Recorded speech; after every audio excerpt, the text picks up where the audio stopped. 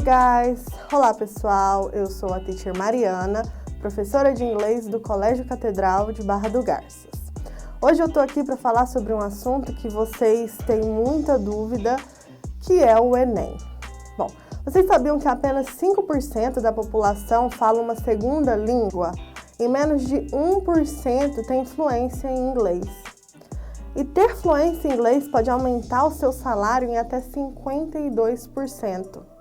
Bom, nós sabemos que a língua inglesa é de fundamental importância para as nossas vidas. E ela não poderia estar de fora de uma das maiores provas que nós temos no Brasil, que é o Enem. Bom, o Enem ele tem 5 questões de interpretação textual em língua inglesa. E essas questões, elas costumam gerar um pouco de dúvida e um pouco de apreensão dos alunos, que escolhem esse idioma. Então, hoje eu tô aqui para tratar sobre alguns temas recorrentes de língua inglesa que costumam cair no Enem. O primeiro deles é a leitura e a interpretação de texto. Essa é a parte mais importante, porque todas as 5 questões, elas são questões de interpretação. Então, aqui é necessário muito treino e foco na leitura para poder responder essas questões. Livros em inglês, séries, filmes, músicas, tudo aquilo que estiver no idioma nos ajudará. Mas, teacher, como um filme, uma série pode nos ajudar com o inglês? É simples. Sabe aquele filme, aquela série que você já assistiu, já sabe tudo de cor? Coloca ela legendada em inglês, ouça e acompanhe a legenda. Músicas também nos ajudam muito. Inclusive, algumas questões trazem letras de músicas para serem analisadas. Poemas, histórias em quadrinhos, tudo isso pode cair no Enem. Mas interpretação textual não é a única coisa que nós precisamos ter em mente. Precisamos também lembrar daqueles conteúdos gramaticais que nós aprendemos durante os nossos anos de estudo. Às vezes, para poder interpretar uma questão, eu preciso saber gramática. Como, por exemplo, as linking words, que são aquelas palavrinhas que conectam as ideias, que atribuem sentido àquilo que está sendo dito. Por exemplo, My sister and I like to play video games. Minha irmã e eu gostamos de jogar videogames.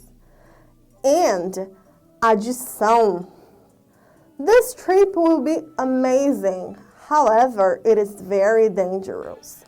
Esta viagem será maravilhosa. Contudo, ela é muito perigosa. However, ideia de contradição.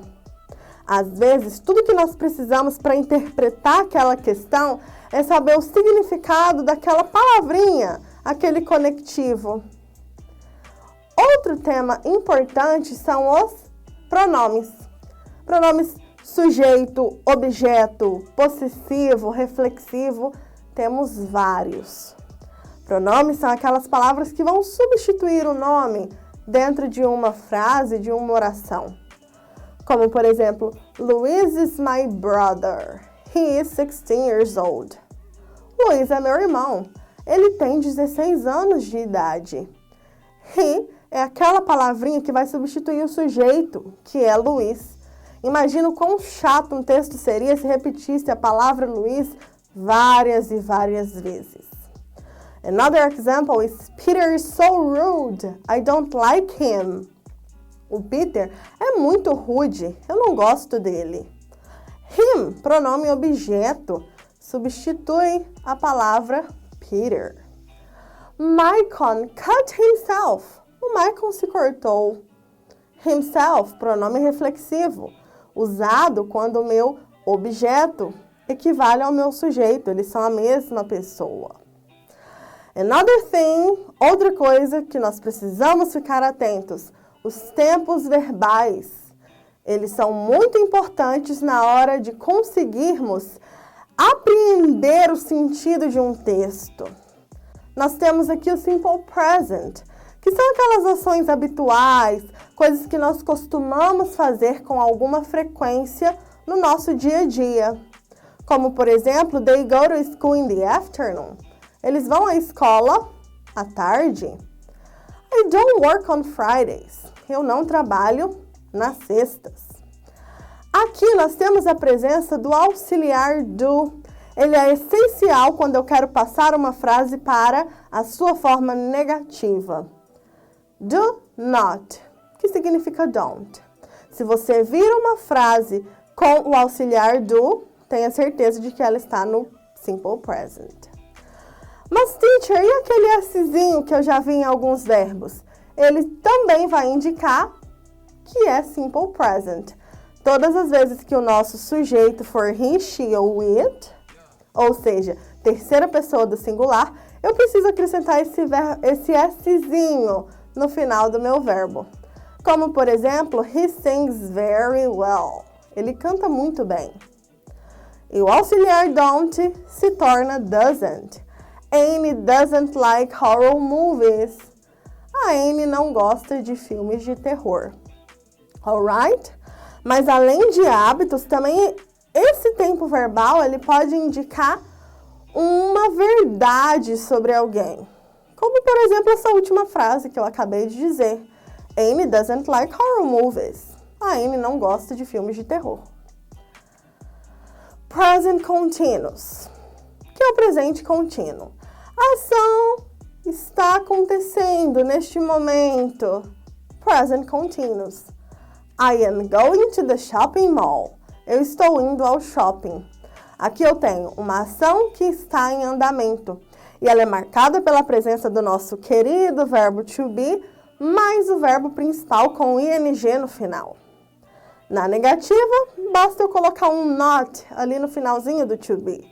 The students aren't reading the book. Os alunos não estão lendo o livro. Outro tempo importante é o simple past, que é o passado simples.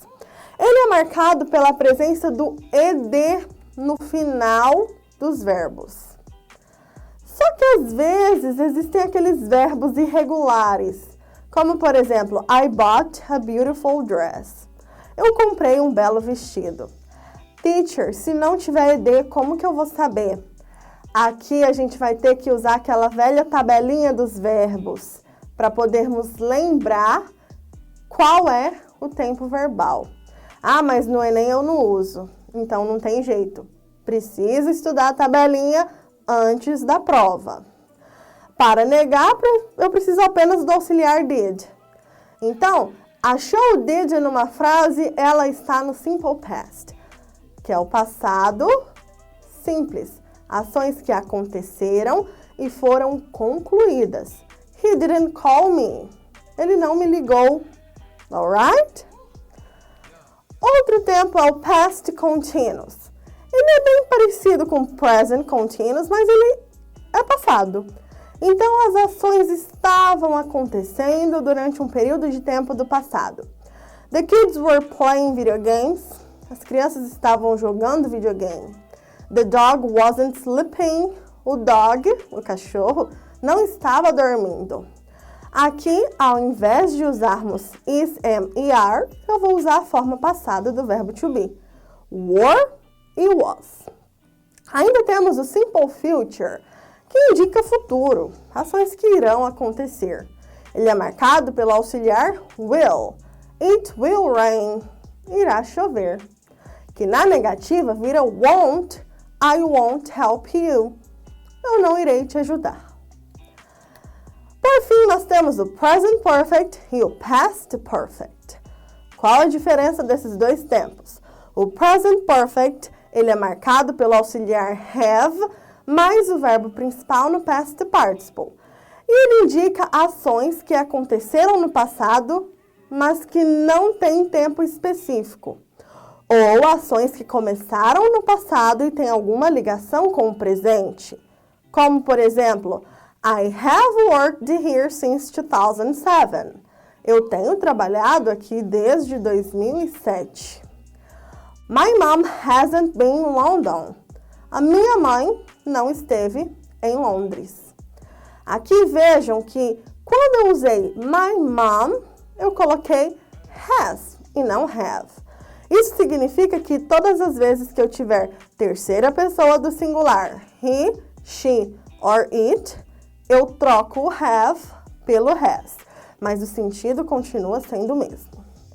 E o nosso querido past perfect, que agora ao invés de usarmos have, nós utilizaremos o had como auxiliar.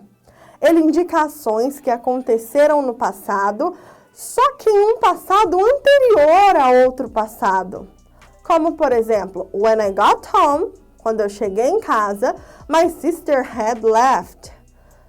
Minha irmã tinha saído. Eu cheguei em casa, ação passada.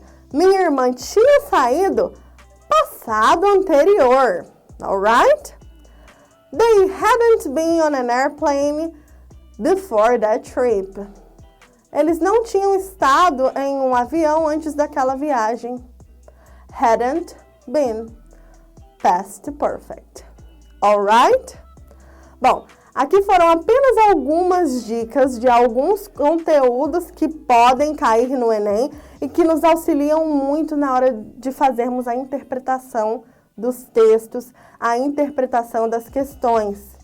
Mas lembrem-se, não podemos ficar presos a isso. Nosso estudo ele precisa ser um pouquinho mais aprofundado.